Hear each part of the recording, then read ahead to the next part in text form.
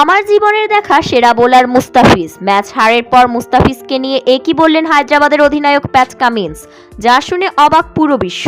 দর্শক, আইপিএলে দিনের দ্বিতীয় ম্যাচে সানরাইজার্স হায়দ্রাবাদের বিপক্ষে ৭৮ রানের দাপুটে জয় পেয়েছে মুস্তাফিজের দল চেন্নাই সুপার কিংস। প্রথমে ব্যাট করে ৩ উইকেটে ২১২ রানের বিশাল পুঁজি পায় চেন্নাই।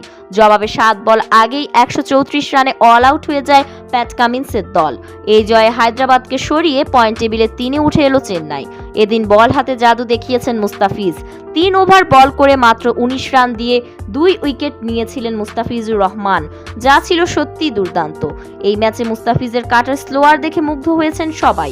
এদিকে ম্যাচ হারের পর হায়দ্রাবাদের অধিনায়ক প্যাট কামিন্স বললেন, আজ আমাদের ব্যাটিং ব্যর্থতার জন্যই ম্যাচটা হেরেছি, যেটা মানতে পারছি না। আর চেন্নাইয়ের দলের মুস্তাফিজের বোলিং দেখে আমি মুগ্ধ হয়ে গেলাম। সে এত সুন্দর কাটার স্লোয়ার দিতে পারে, এটা দেখে আমি সত্যিই অবাক হয়ে গেলাম।